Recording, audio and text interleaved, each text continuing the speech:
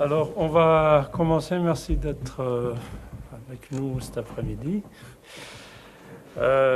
Notre réunion aujourd'hui, c'est pour le lancement du rapport annuel d'Al-Karama, qu'on a sous forme imprimée ici, avec la version imprimée à seulement les deux langues anglaise et arabe. Donc la version française sera disponible sur le site, elle n'est pas imprimée. Donc je vais faire juste une brève présentation du rapport. Après, Rachid Mesli va aborder d'autres points, donc surtout que cette année coïncide avec le 10e anniversaire du lancement de l'organisation. Il va nous raconter quelques étapes importantes de la vie de l'organisation. Et après, je parlerai aussi de l'actualité d'Al-Karama, notamment les dernières affaires auxquelles elle a dû faire face. Donc j'en dirai plus tout à l'heure. Ce qui caractérise notre rapport cette année, donc on a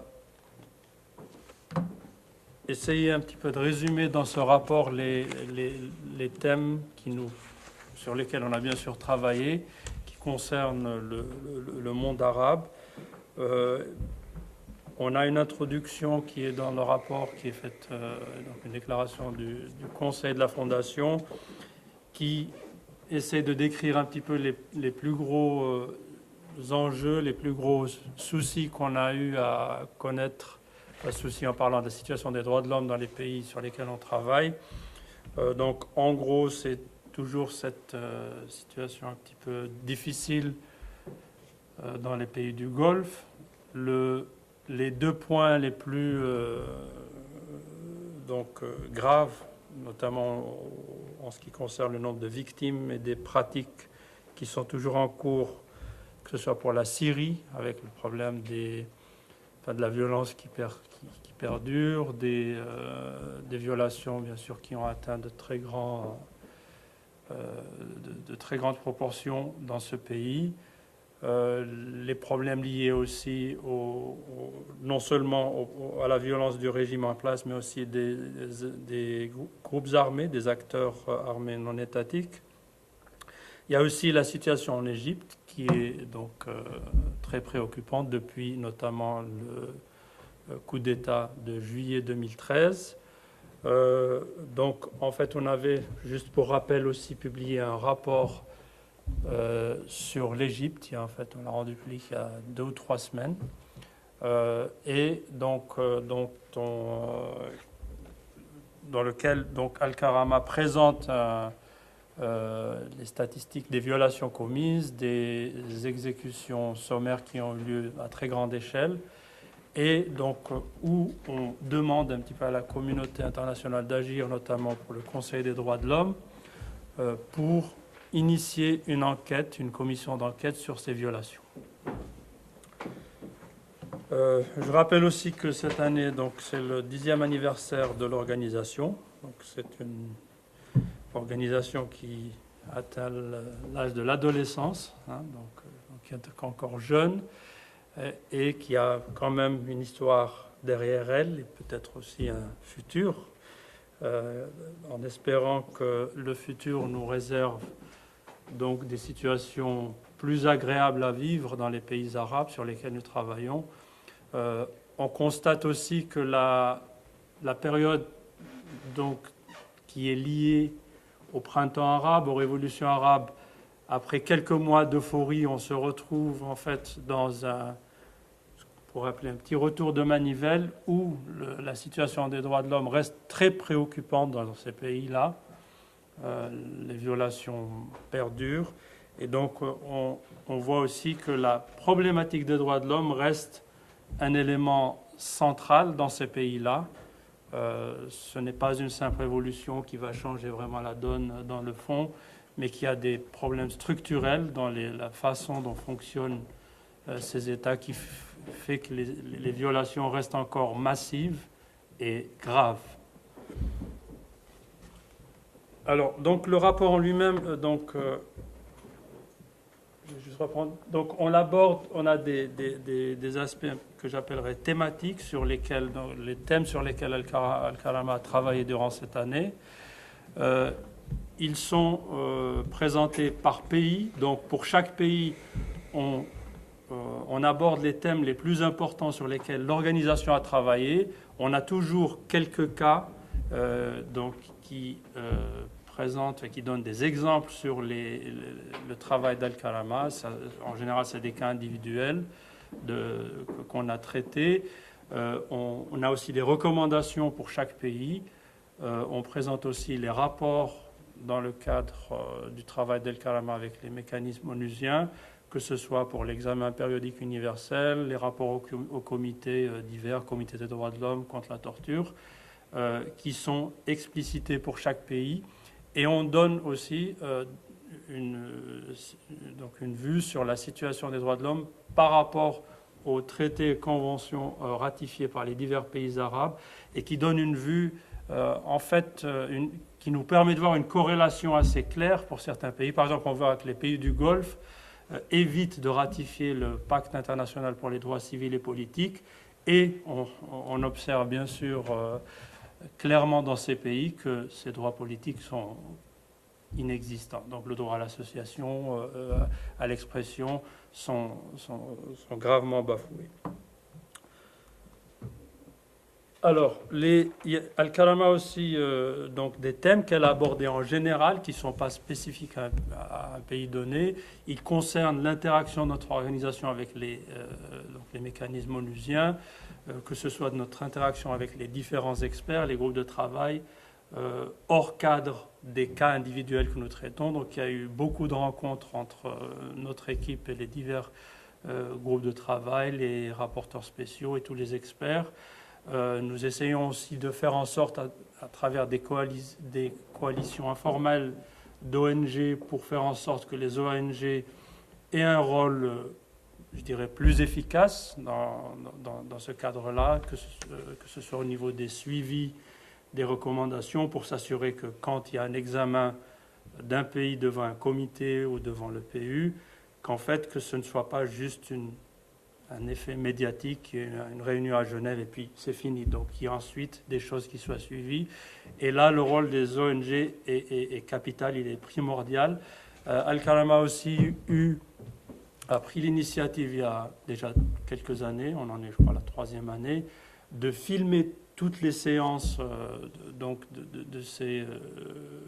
d'examen des pays, notamment devant les comités, et de les faire de les diffuser à travers, soit sur Internet ou même sur des chaînes satellitaires, pour que la société civile dans les pays arabes puisse voir comment se déroulent ces examens, ce à quoi s'engagent les États. Et parfois, les États présentent la chose comme étant tout est mieux dans le meilleur des mondes, et les ONG locales se disent tiens, on ne savait pas qu'on avait de tels droits chez nous. On a eu quelques retours de manivelle, comme certains pays qui n'ont pas apprécié que ces vidéos soient diffusées, alors que ces séances sont censées être publiques et surtout médiatisées dans les pays concernés. Normalement, ça fait partie de l'engagement des États. On a aussi d'autres actions, par exemple des actions médiatiques, comme un programme qu'on appelle Al-Karama News, qui est en fait des émissions télé d'une dizaine de minutes qu'on fait 3 ou 4 fois par semaine et qui sont diffusées encore dans des canaux télévisés et sur Internet, et qui parlent des cas qu'Al-Karama a traités, le but étant vraiment de faire en sorte que la société en général et surtout la société civile dans ces pays-là puisse suivre de près la situation des droits de l'homme. Nous avons aussi le prix Al-Karama, et je suis ravi de voir quelqu'un qui était avec nous pour le prix cette année, Laurence Deona. Et cette année, nous avons donc eu le prix qui a été remis à un journaliste du Yémen, Abdallah Shahir. Et on a eu un panel assez intéressant qui a participé à cet événement. Donc Shahir a travaillé sur les attaques de drones qui ont encore lieu malheureusement au Yémen. Et cet événement-là était presque à quelques semaines près, on a eu le lancement d'un rapport d'El Karama. J'ai la version arabe ici, donc on l'a aussi en anglais, sur les attaques de drones. Et Al Karama donc, dit que ces attaques violent le droit international des droits de l'homme. Alors, donc, moi, je crois avoir abordé les thèmes les plus importants en tant que thème. Bien sûr, le rapport aussi présente des graphiques, ce graphique-là notamment, qui donne un résumé des 4 traités par Al Karama. Alors, par cas, alors, juste pour ceux qui verront ce rapport-là, il y a la notion de nombre de cas. Ça correspond à des personnes. Donc là, on a par exemple dans un pays, je ne sais pas, en Algérie, on a 51 personnes sur lesquelles on a travaillé, mais aussi un nombre de communications qui ont été faites, qui est bien sûr plus grand, parce que pour une personne donnée ou pour dont les droits ont été bafoués, on peut s'adresser à plusieurs mécanismes, groupe de travail sur la détention, rapporteur spécial, l'un des nombreux rapporteurs spéciaux, etc. Donc, on voit déjà de gros morceaux. Donc, l'Égypte apparaît clairement, a pris on a eu énormément de communication. Alors, il faut toutefois noter que ceci ne reflète pas nécessairement la situation des droits de l'homme en proportion. C'est-à-dire que si on a 10 cas dans un pays, 20 dans l'autre, ça ne veut pas dire que dans ce pays, on viole 2 fois plus. Ça exprime seulement le travail que nous avons fait. Et bien sûr, c'est tout à fait biaisé d'abord par le flux d'informations que nous recevons. Il se peut qu'il y ait de grosses violations. Mais toujours est-il que, d'une façon conjoncturelle, il y a quand même une certaine logique. On le voit, donc, qui montre quand même qui dépeint la situation des droits de l'homme dans les divers pays arabes. Hein. Les graphiques sont aussi, donnent une description par type d'action que nous avons menées. Ça peut être des actions devant le groupe de travail sur la détention arbitraire, ou bien les disparitions forcées, la liberté d'expression, l'indépendance des juges, etc. En fait, tous les mécanismes onusiens sont là. Pour simplifier, on cite les 4 mécanismes les plus courants que l'on utilise. Il y en a bien sûr plusieurs, mais donc, qui concernent la détention arbitraire, les exécutions sommaires et donc la disparition forcée. Alors, chaque année, donc, quand je le vois depuis certaines années, à chaque fois qu'on a un événement, on a aussi malheureusement parfois de mauvaises nouvelles.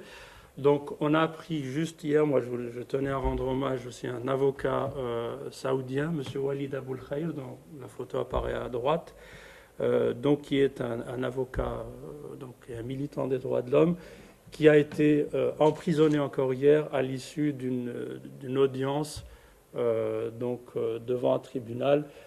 Bien sûr, nous connaissons très bien la situation des défenseurs des droits de l'homme. Walid Aboul Khair faisait partie, il a été, à un moment donné, fait partie d'un autre groupe qui s'appelle l'ACPRA. Donc, c'est un mouvement de réformateurs saoudiens, de défenseurs des droits de l'homme, qui sont presque tous en prison. Donc, notamment, certaines figures sont connues, là, comme Qahtani, Al-Hamed, etc., qui ont été lourdement condamnés l'année passée à des peines de 10 ans ou plus. Et bon, c'est des gens donc clairement reconnus par tout le monde, excepté en Arabie Saoudite, comme vraiment des défenseurs des droits de l'homme. Donc nous tenons donc à parler de son cas, et puis surtout que la nouvelle nous est arrivée il y a quelques heures seulement. Donc voilà ce que les grands thèmes abordés par notre rapport. Donc je laisse la parole à Rachid Mesli, qui est le directeur du département juridique et surtout, je dirais, la personne qui a lancé dans une grande mesure Al Karama il y a 10 ans. Donc je crois qu'il pourra nous dire certaines choses sur l'évolution de l'organisation et certaines histoires proches de la vie de l'organisation. Donc, voilà. Merci Mourad. Alors pour commencer, je vous souhaite à mon tour la bienvenue.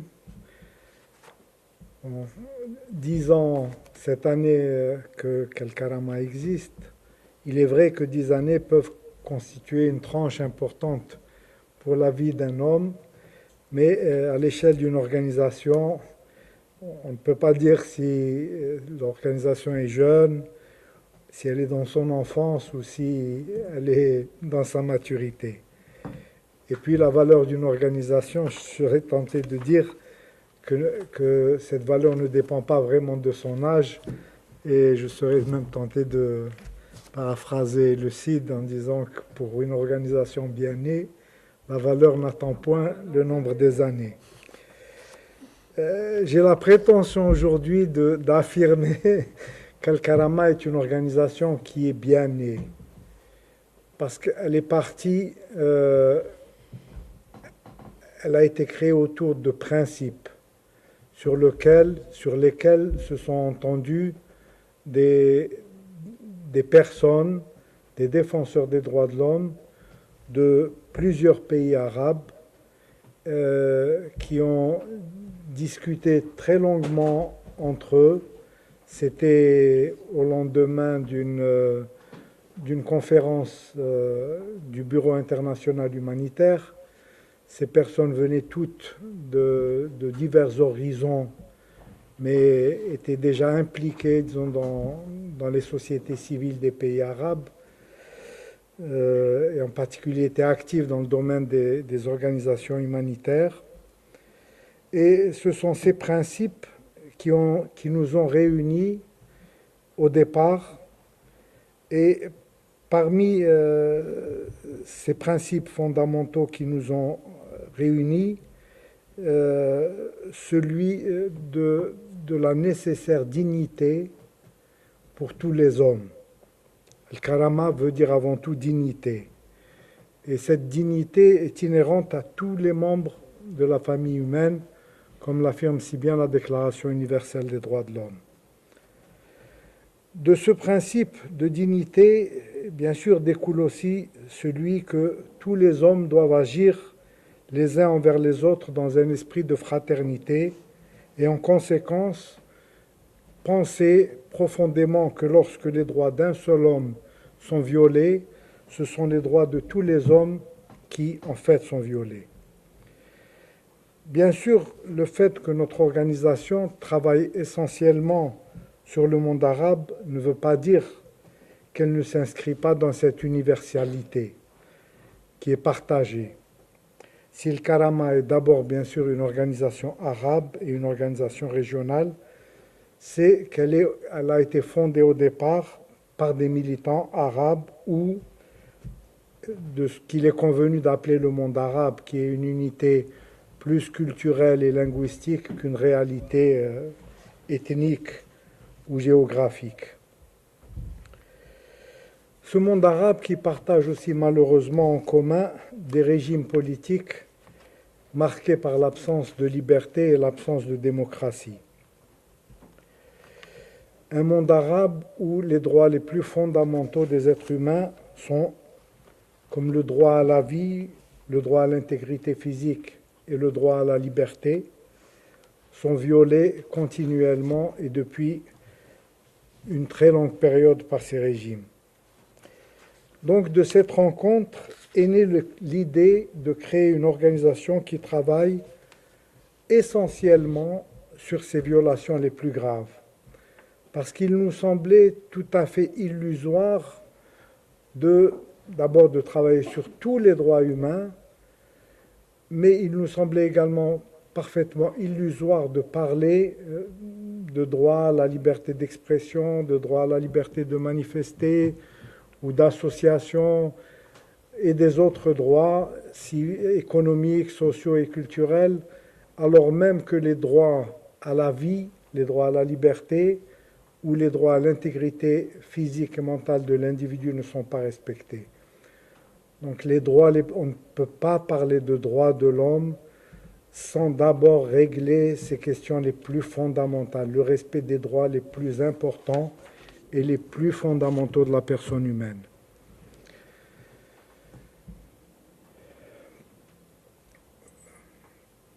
Donc nous avons vu qu'il était assez vain de parler des autres libertés et de faire l'impasse sur ses droits les plus essentiels. À sa naissance donc, Al-Karama, tous les membres fondateurs d'Al-Karama étaient d'accord ou se sont mis d'accord pour travailler en priorité sur ces droits. Parce qu'il fallait, dans les sociétés arabes, assurer un minimum de sécurité pour les personnes, pour qu'elles puissent justement faire valoir ces autres droits. Il est illusoire de penser que qu'on risque d'être arrêté, d'être torturé et de disparaître ou d'être tué, il est illusoire de demander aux gens de revendiquer d'autres libertés, des libertés politiques, comme la liberté d'association ou la liberté de réunion. Ces membres fondateurs d'Al-Karama étaient également tous d'accord sur la question essentielle d'assister les victimes de ces violations. Ils étaient tous mus au départ par cette idée qu'il fallait aider les gens. C'est peut-être parce que ces membres fondateurs étaient issus du monde des organisations humanitaires qu'ils avaient également cette sensibilité particulière qui était celle d'aider son prochain, d'aider les victimes, d'essayer de faire cesser la torture des personnes qui étaient emprisonnées, d'essayer d'obtenir la libération des personnes qui étaient détenues ou que les personnes qui disparaissaient puissent réapparaître et réintégrer la société.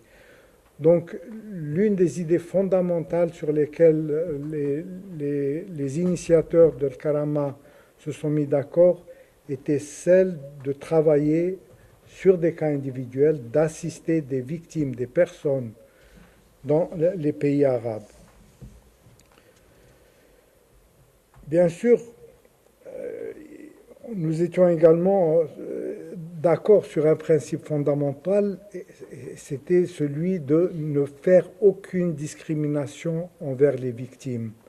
Il s'agissait, évidemment, les membres fondateurs étaient issus d'horizons politiques différents, mais il s'agissait donc également de ne pas nous occuper d'une catégorie de victimes et nous nous étions mis d'accord pour que toutes les personnes, sans exception, de quelque origine qu'elles soient, de quelque bord politique qu'ils soient, qui nous sollicitaient, nous nous étions engagés à les assister et à les aider tous de la même manière.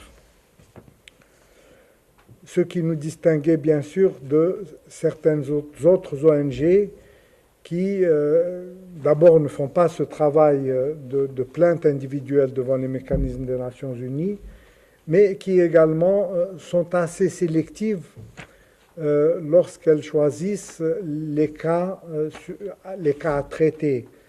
En général, les autres ONG ou certaines ONG préfèrent les cas les plus médiatisés, les plus emblématiques, pour démontrer que dans tel ou tel pays, il y a des violations des droits de l'homme, il y a des régimes totalitaires, et nous nous sommes donc engagés également et surtout à parler des gens et des victimes qui ne préoccupaient personne, dont personne ne s'occupait parce qu'ils ne constituaient pas de bons cas pour les rapports annuels et pour les médias.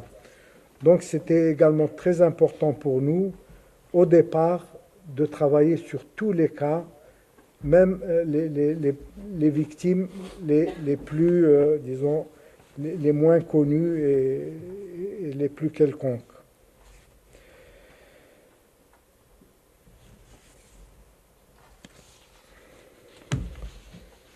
Alors, nous avions au départ également, nous partageons également ce même constat, bien sûr négatif, de la situation des droits de l'homme dans notre région. Et du même sens, des priorités à travailler sur ces violations les plus graves. Et de placer donc l'assistance aux victimes au centre de notre action, à venir et de la nécessité de traiter également toutes les victimes sans a priori ni discrimination. La chose qui nous différenciait, bien sûr, c'était que nous n'étions pas d'accord au début sur comment aider ces victimes, comment...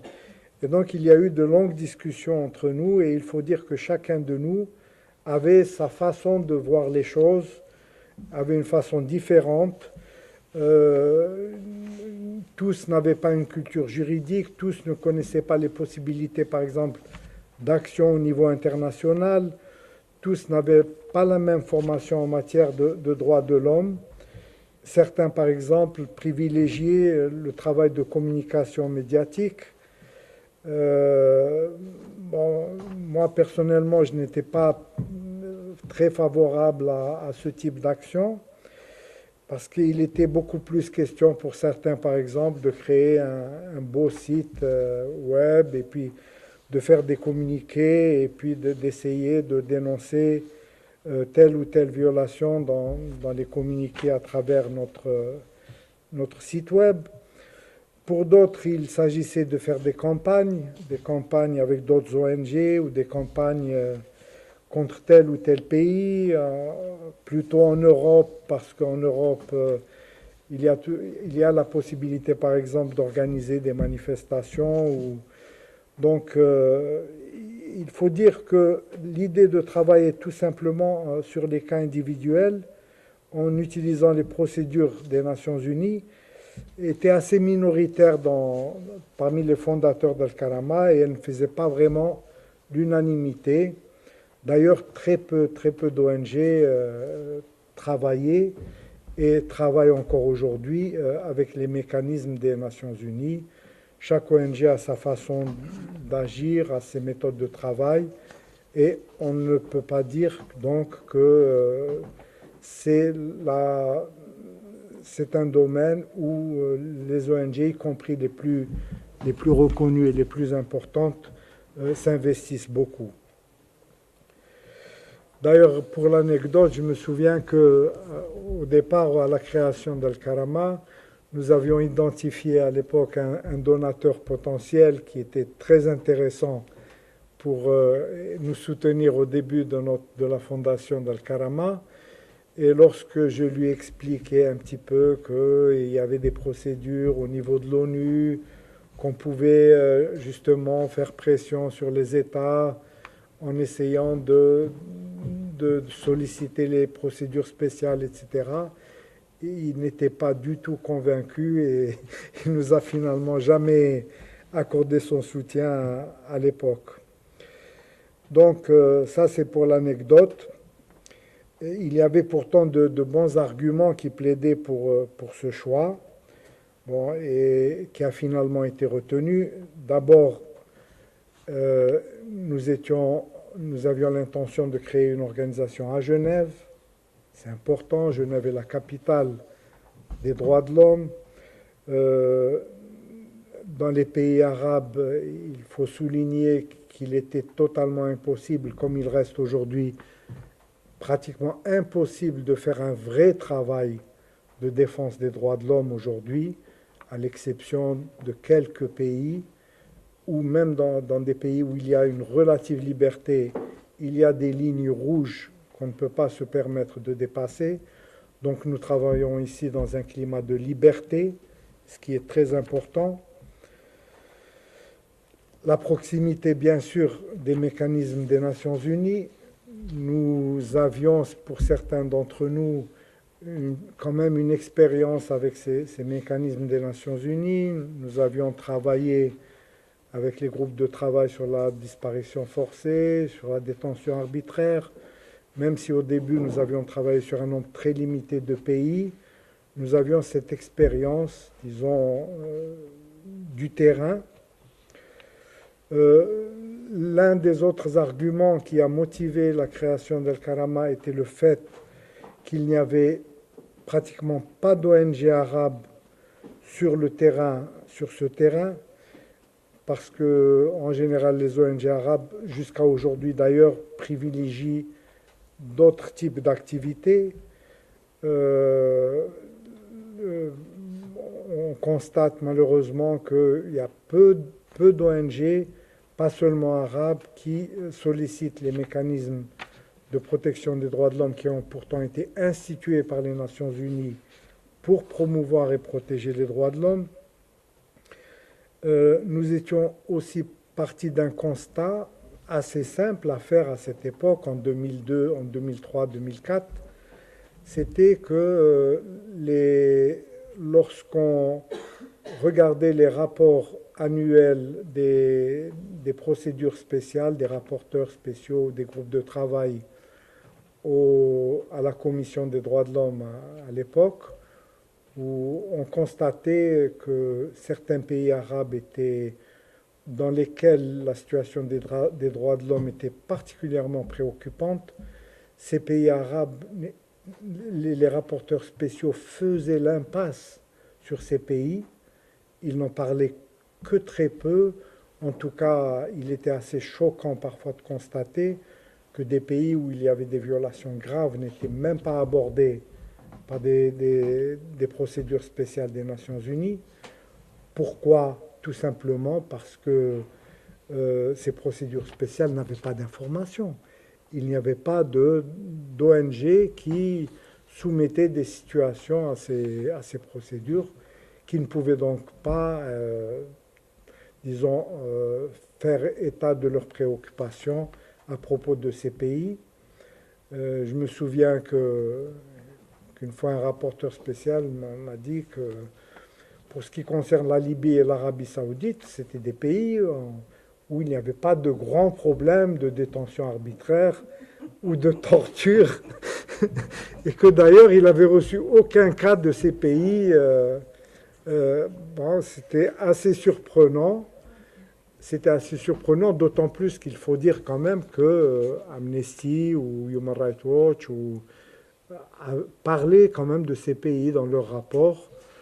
Mais évidemment, les rapporteurs spéciaux ne tiennent compte que des informations qu'on leur soumet. Ils lisent bien les rapports de certaines ONG, mais ça reste pour eux, pour certains d'entre eux en tout cas, de la littérature. Alors, l'un de nos atouts était également que, à travers les membres fondateurs, nous avions un réseau très étendu dans tous les pays arabes. Nous avions beaucoup de connaissances au niveau des sociétés arabes, beaucoup de relais, en particulier dans les milieux où il y avait des victimes. Donc ça constituait pour nous un atout très important, puisque par rapport à d'autres ONG qui existaient depuis plusieurs décennies, ces ONG étaient totalement coupées de ces sociétés et n'avaient pas accès à l'information de ces sociétés.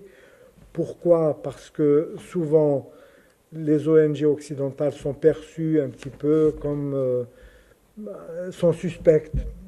On se méfie, qui est Human Rights Watch ? Ah, c'est les Américains. Donc, tout ce qu'ils font peut paraître suspect. Donc pour nous, c'était un atout considérable que d'avoir également la confiance des sociétés civiles ou ce qui tenait lieu de société civile. Parce qu'on ne sait pas si on peut parler de société civile dans des pays où aucun des droits des personnes ne sont respectés. Donc il s'agissait pour nous également d'un atout qui plaidait en faveur de la création d'une ONG arabe qui traite des problèmes des populations et des victimes dans les pays arabes. Voilà, les débuts d'Al-Karaman ont été assez laborieux, ça n'a pas été facile, car il fallait partir de zéro et avec rien, parce que même sur le plan des moyens matériels, disons que les premières années, le soutien était assez insignifiant. Dans le monde des ONG, il est très difficile déjà d'avoir des financements, y compris pour les organisations qui sont dans les pays occidentaux. mais pour une organisation arabe qui veut travailler sérieusement sur les pays arabes, il était bien sûr totalement exclu de compter sur l'aide de fondations occidentales parce que c'est vrai, il faut d'abord prouver qui on est, ce qu'on fait, il faut prouver qu'on est sérieux, qu'on fait un vrai travail, etc. Et donc, même au niveau de nos donateurs, au début, ça a été assez difficile de bâtir des ponts, des relations et de trouver des gens qui acceptent de croire à cette idée. Mais avec le temps et grâce un petit peu entre autres, aux membres du conseil de fondation, nous avons commencé à obtenir des aides et des subventions, bien sûr, principalement de personnes motivées, de personnes privées, parce qu'il était exclu pour nous de recourir à tout autre type de financement.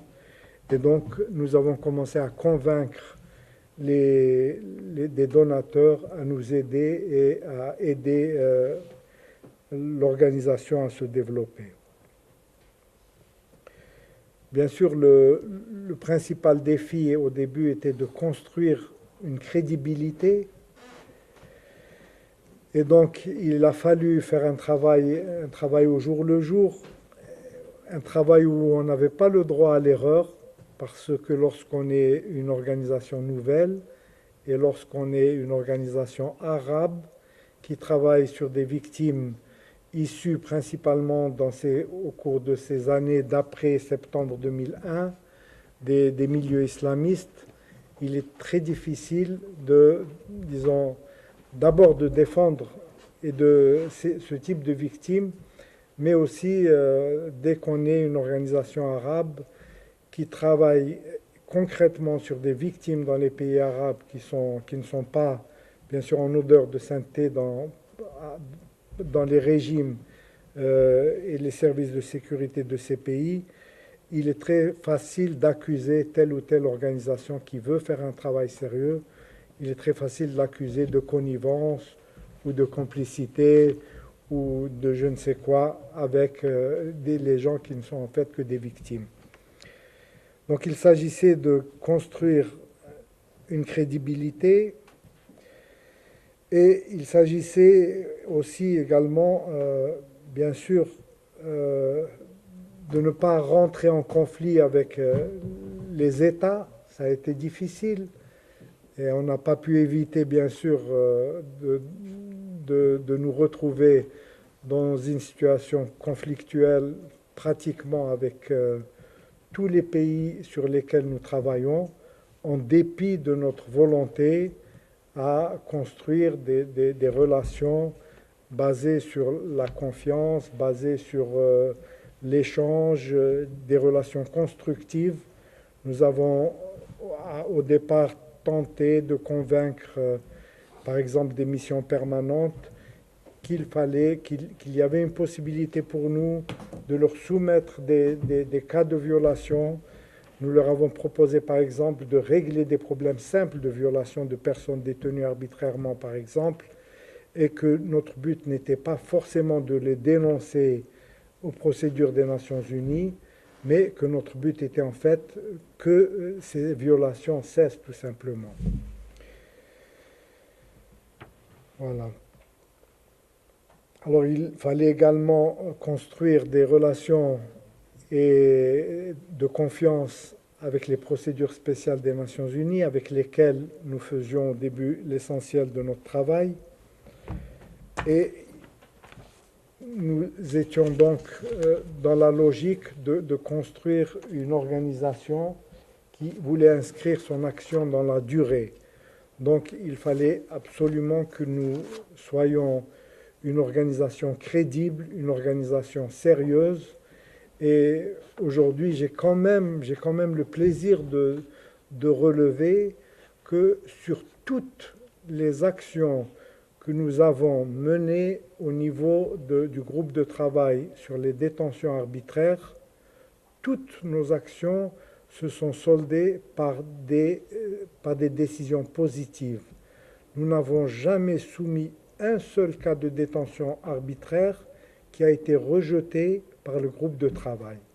À ce jour, sur les centaines d'actions que nous avons entreprises, sur au moins une quinzaine de pays avec ce groupe de travail, aucune de nos actions n'a jamais été rejetée par cette procédure spéciale des Nations Unies. Toutes se sont soldées par un avis favorable.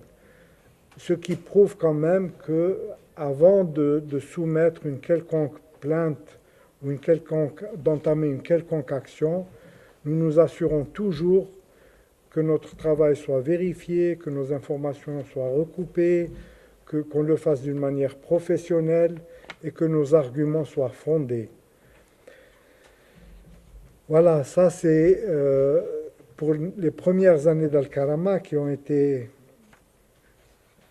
les années de l'enfance d'Al-Karama, si on peut parler d'enfance, si on doit comparer à... Ensuite, bien sûr, lorsque nous avons commencé à être pris au sérieux, lorsque nous avons commencé à obtenir des résultats également, parce qu'il était important pour nous, lorsque nous faisions des actions, que nous obtenions des résultats concrètement.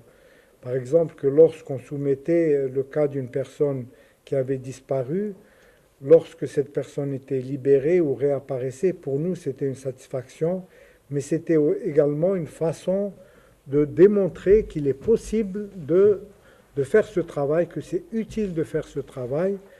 Et je pense que c'est de cette façon que nous avons pu convaincre non seulement des donateurs à nous aider, à nous financer, mais aussi d'asseoir notre crédibilité au niveau des pays et au niveau des régions qui connaissaient le plus de violations des droits de l'homme. Alors, une deuxième phase, bien sûr, je ne sais pas si on peut appeler la phase de l'enfance, je ne sais pas si on y est encore,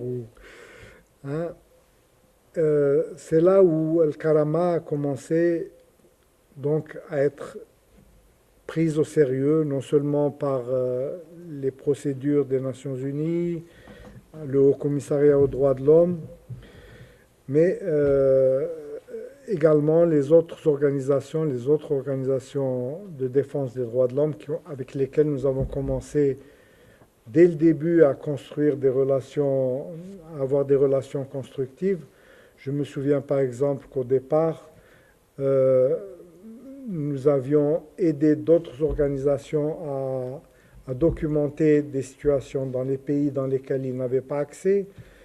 Amnesty, par exemple, nous lui soumettions, qui n'avaient pas d'accès dans des pays du Golfe, nous leur soumettions des cas qu'ils reprenaient dans leur rapport annuel. Nous avons aidé Human Rights Watch également à avoir accès dans ces sociétés. Nous avons même organisé des visites pays à certaines de ces organisations, bien sûr parce que nous-mêmes, nous ne pouvions pas accéder à ces pays, mais nous avons collaboré aussi et construit des relations positives avec d'autres ONG, avec lesquelles d'ailleurs, à ce jour, nous continuons à collaborer et avoir des relations particulièrement constructives.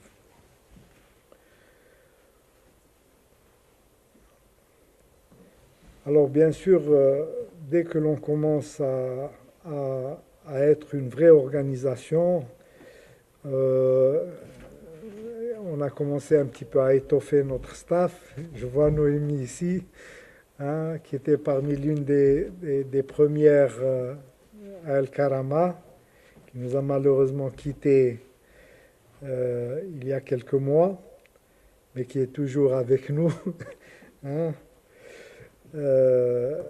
Et donc, nous avons commencé à introduire de nouvelles méthodes de travail. Nous avons aussi commencé, à partir de 2007-2008, à étendre nos activités dans d'autres directions. Nous avons commencé notamment à travailler avec les différents comités, le comité des droits de l'homme, le comité contre la torture, avec les réformes instituées par le Conseil des droits de l'homme. Nous participons également aux procédures d'examen périodique universel. Nous avons commencé à être une vraie équipe avec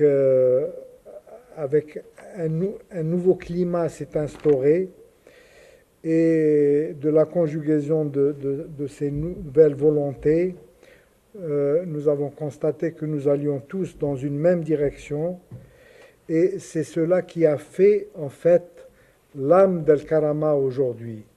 Al-Karama est le résultat du travail de toutes ces personnes qui ont contribué à donner une âme à notre organisation. Et je constate aujourd'hui avec beaucoup de plaisir que malgré le fait qu'une partie de notre équipe est partie vers d'autres horizons, nous restons la même organisation, nous restons avec le même état d'esprit. C'est assez émouvant d'ailleurs de le constater. On constate qu'on a pris une direction et que nous allons toujours dans la même direction et que cet esprit qui a fait un petit peu notre force est encore là. Et moi, pour ma part, je suis convaincu qu'il survivra. Donc après 10 années d'existence, c'est aussi le temps des bilans. Bon, je préfère parler de bilan intermédiaire parce que je souhaite longue vie à Al-Karama. Donc c'est un bilan intermédiaire que nous sommes appelés aujourd'hui à faire. Bon, au-delà des bilans chiffrés qui sont certainement aussi importants, mais on peut aujourd'hui, si on devait faire un bilan d'Al-Karama, on peut parler aujourd'hui d'un effet Al-Karama dans le monde arabe. Si on devait revenir et faire un bilan et revenir 10 ans en arrière, dans les pays arabes, il était assez significatif de noter que, en particulier dans certains pays, il y avait beaucoup de méfiance dans les sociétés vis-à-vis de ce qu'on appelait les droits de l'homme. Les gens, surtout les victimes, un peu dans tous les milieux, rejetaient un peu cette idée des droits de l'homme qui pour eux était une idée occidentale, était une manière pour l'Occident de recoloniser ces sociétés. Les droits de l'homme en Arabie Saoudite, c'était quelque chose de particulièrement suspect. Il était, bien sûr, on nous faisait confiance parce que nous étions Al-Karama. Sinon, lorsque nous parlions, il était inutile d'ailleurs de parler des autres ONG parce que tout de suite, c'était des réticences et les gens se refermaient. Il était aussi difficile de parler des mécanismes de l'ONU, de parler de... alors il a fallu convaincre les gens, il a fallu leur expliquer surtout, leur parler beaucoup pour lever cette méfiance. Et si aujourd'hui on peut parler d'un impact sur ces sociétés, aujourd'hui on a beaucoup de satisfaction à entendre un nouveau vocabulaire, y compris dans les médias, dans les réseaux sociaux, en Arabie Saoudite, dans les Émirats, dans les pays du Golfe, dans les pays du Maghreb. Des gens parlaient de l'i'tiqal ta'assoufi, de la détention arbitraire, ou de trouver que le pouvoir, le gouvernement n'avait pas le droit d'arrêter des gens sans raison, n'avait pas le droit de torturer. Aujourd'hui, les gens parlent, les gens ont conscience qu'ils ont des droits. Ils ont conscience que le pouvoir politique n'a pas le droit de violer leurs droits les plus fondamentaux. Il y a un nouvel état d'esprit qui s'instaure et je pense que Al-Karama n'est pas pour rien. Elle n'y est pas pour rien, d'autant plus que on relève que même notre vocabulaire, le vocabulaire de nos communiqués, des communiqués que fait Hassan depuis quelques années, est repris par les gens qui manifestent aujourd'hui, qui sortent pour manifester, ou qui revendiquent, ou qui protestent devant les prisons ou sur les places publiques. Bon, beaucoup de satisfaction aussi sur de simples cas individuels. Il y en a des centaines hein, dont on peut se souvenir, mais je citerai quelques exemples peut-être. Je me souviens du cas par exemple des 5 Camerounais qui étaient détenus, qui étaient arrêtés depuis 14 ans, qui étaient détenus au secret au sous-sol des services de renseignement à Sanaa, au Yémen, que tout le monde avait oublié. 5 Camerounais qui nous ont fait parvenir un petit message sur un bout de papier de cigarette écrit avec une mine de crayon et où il y avait leur nom et qui racontait en quelques lignes qu'ils existaient, qu'ils étaient détenus, etc. Et lorsque nous avions à l'époque soumis leur cas et des appels urgents à différentes procédures spéciales, lorsque ces personnes ont été libérées, pour nous, c'était réellement une immense satisfaction. Hein, on s'était dit que, voilà, rien que pour ça, c'était important de faire ce qu'on a fait. Voilà. Je me souviens aussi, il y a 2 ou 3 ans, au lendemain de la libération des détenus de la prison d'Abu Slim en Libye, après la chute de Tripoli, je me souviens que j'étais allé visiter une prison, la prison d'Abu Slim, et dans cette prison, j'ai vu les salles où le massacre des 1200 détenus avait eu lieu, et j'avais également visité les cellules d'isolement. Alors les cellules d'isolement dans toutes les prisons sont à peu près les mêmes. Ce sont des cellules qui sont toutes petites, qui ont entre 1,50 m et 2 mètres de large et 2,50 m de long. C'est réellement un espace extrêmement réduit, sans fenêtre. Et dans ces cellules d'isolement, en particulier, il y a un muret qui sépare la cellule en deux. Alors, il faut rentrer dans cette cellule, rester quelques minutes pour sentir cette impression cette oppression. Ça veut dire qu'en fait, il n'y a pas 1,80 m de large, on vit soit d'un côté, soit de l'autre côté de ce muret.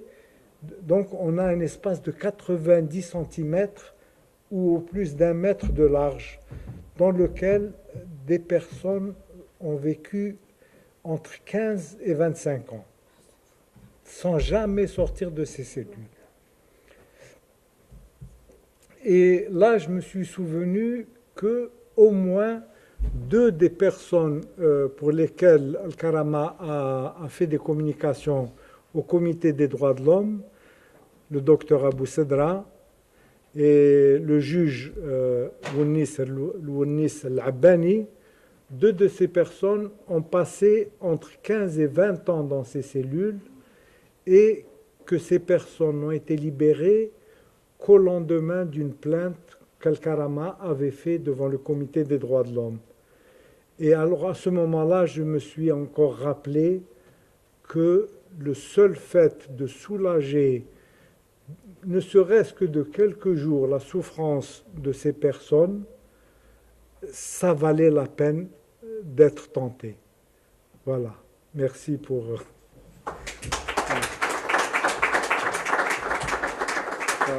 Merci Rachid pour nous avoir replongé dans la longue marche d'Al-Karama qui souhaite sera encore plus longue. Je voulais juste aborder 2 ou 3 petits points aussi qui concernent l'organisation avec vous, juste pour faire connaître un peu plus l'organisation. Donc, il y a, dans notre rapport, nous citons notre budget de fonctionnement. Donc, je voudrais bien en dire 2 mots. Donc, qui montre qu'Al-Karama reste une petite ONG, parce que nos chiffres sont dans les rapports. Et nous sommes, à titre de comparaison, nous avons un budget qui est 10 fois plus petit qu'Amnesty section Suisse. Enfin, nous leur souhaitons beaucoup de succès, bien sûr. C'est des collègues avec lesquels... Mais c'est juste que donner là un petit peu une idée de la taille de l'organisation. Nous restons une très petite organisation, donc je ne comparerai pas à Amnesty International, qui est, je crois, pas facteur 100 ou plus. Mais toujours est-il que donc c'est toujours bon à savoir, et nous comptons principalement, pour ne pas dire exclusivement, sur des donations de personnes privées dans le monde arabe. Ça a été sur ce plan aussi quelque chose donc un travail de pionnier, parce que ceci ne se faisait pas avant.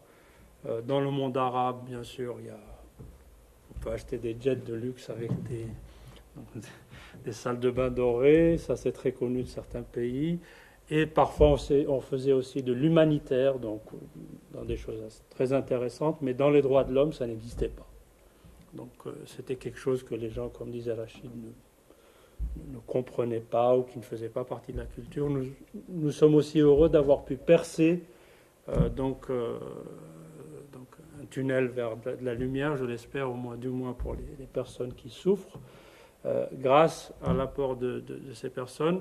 Alors pourquoi je cite ça? Parce que, pour en revenir un petit peu à l'actualité, Al-Karama a fait face, en décembre de l'année qui vient de s'écouler, à une décision que peut-être vous avez, enfin la plupart d'entre vous, peut-être tout le monde a eu à entendre parler à travers la presse, c'est que l'un des membres fondateurs d'Al-Karama a été désigné par les États-Unis comme une personne, je donne l'image ici, qui soutenait le terrorisme.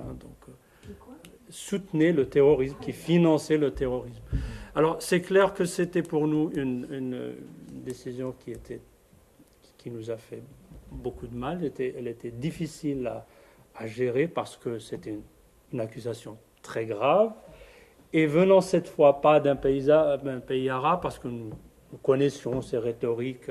En Arabie Saoudite, il y a une nouvelle loi antiterroriste où le simple fait de dire quelque chose du roi est un acte terroriste qui est passible de 15 ou 20 ans de prison. Donc, mais cette fois, ça venait quand même d'un pays démocratique, du plus grand pays dans le monde, et l'accusation était très grave. Donc ça nous a mis vraiment dans une très forte pression. Alors au début, M. Naimi, qui est la personne concernée, avait démissionné pour se rétracter par la suite, pas lui personnellement, mais le conseil de la fondation, qui avait estimé que nous voulions en savoir plus. Alors il y a eu en fait plusieurs démarches qui ont été faites. Donc M. Naimi a fait constituer un avocat aux États-Unis, qui a bien sûr fait des démarches avec les autorités américaines, entre autres en faisant une déclaration solennelle qu'il rejetait ces accusations et qu'il demandait à voir sur quoi elles étaient basées. Et puis, donc, ce listing de M. Naimi s'était fait en conjonction avec une autre personne au Yémen, et nous avions en fait été... il y avait certains points qui nous avaient donc attiré notre attention dès le début. D'abord le timing. Donc cette accusation est venue 2 semaines après qu'Al-Karama a fait un événement dans lequel elle parlait de l'attaque des drones US.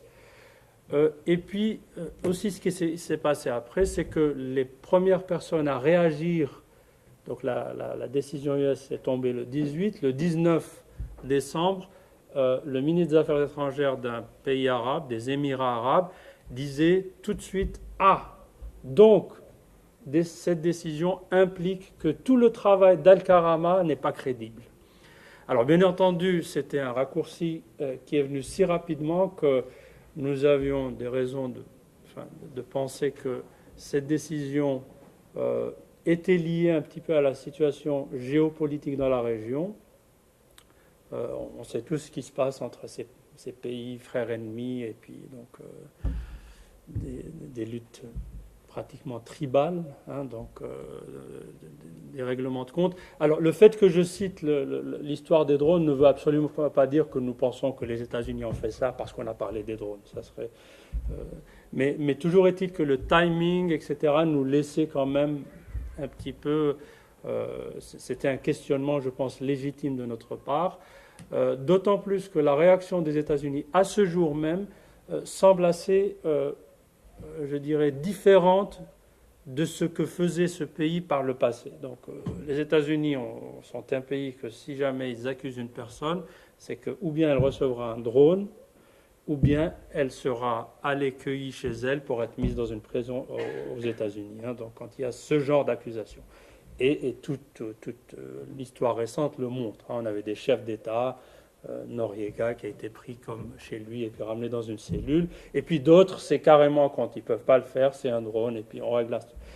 Et les États-Unis, dans cette histoire-là, se comportent d'une façon tout à fait bizarre. Donc peut-être ils ont été surpris, par exemple, dans le cas de l'autre personne citée, M. Khamenei, au Yémen, de voir qu'aussi bien le gouvernement yéménite que la société civile a été très solidaire de M. Khamenei. Et disant, tout le monde en fait a eu la même réaction qu'El Karama, disant que, écoutez, si vous avez des accusations envers ces gens-là, bon, il faut quand même donc un cheminement dans une logique juridique, légale, parce que ces gens-là ne sont pas enfouis quelque part en Afghanistan ou je ne sais où, c'est des gens qui ont leur adresse, qui voyagent partout dans le monde, et s'il y a une action, faites-la donc dans des normes légales. Avec le temps, les gouvernements du Yémen et du Qatar ont approché le gouvernement des États-Unis pour demander qu'il y ait une procédure, et aussi bien les Qataris que les Yéménites, donc là je parle des gouvernements, ont dit aux Américains que si vous avez des éléments, nous sommes prêts à agir avec notre justice, à arrêter ces gens-là, donnez-nous des informations. Les Américains se refusent à le faire jusqu'à ce jour. C'est une situation un peu bizarre, franchement, et d'autant plus que ce qui nous rend en fait perplexes, c'est qu'au-delà de la situation qui va être personnelle, donc d'une personne qui est visée elle-même, on a eu je ne sais pas si c'est un honneur ou un déshonneur, d'être interpellé officiellement par le gouvernement américain, par la voix du sous-secrétaire d'État, sous-secrétaire du département du Trésor chargé des affaires de terrorisme, M. David Cohen, qui dit « Et je demande à Al-Karama qu'elle mette à la porte le président de son conseil de fondation. » Bon, je ne trouvais pas si important que ça, qu'on gêne tellement. Et puis, donc nous avons, le conseil de la fondation, qui est donc fondation de droit suisse, donc qui a le droit de trancher sur ces questions-là, a adopté une méthode de défense un peu, je dirais, à la Jacques Vergès de rupture. Nous disons que nous n'acceptons pas ces accusations.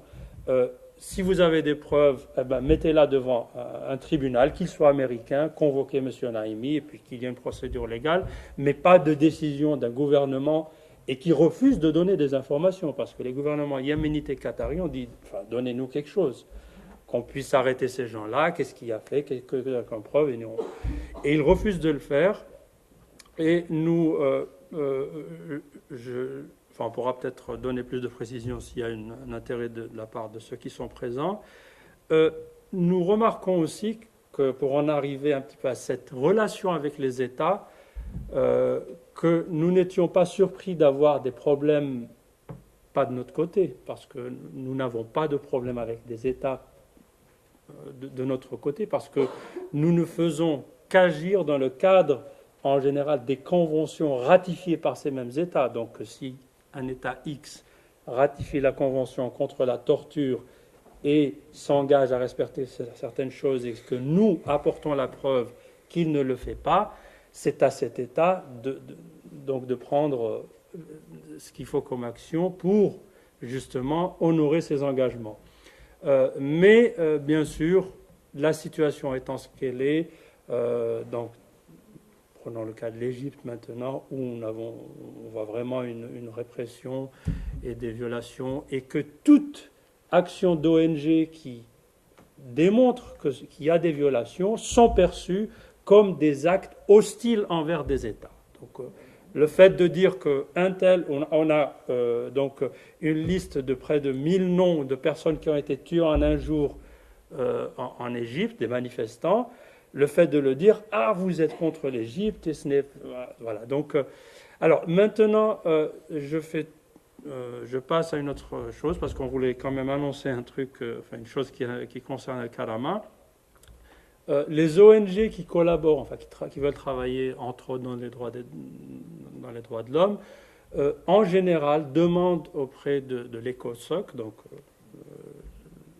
l'organe onusien, d'avoir ce qu'on appelle un statut ECOSOC, donc pour pouvoir avoir entre autres accès librement aux activités diverses au niveau de l'ONU, etc., Conseil des droits de l'homme, prendre la parole pour 1 minute devant les États.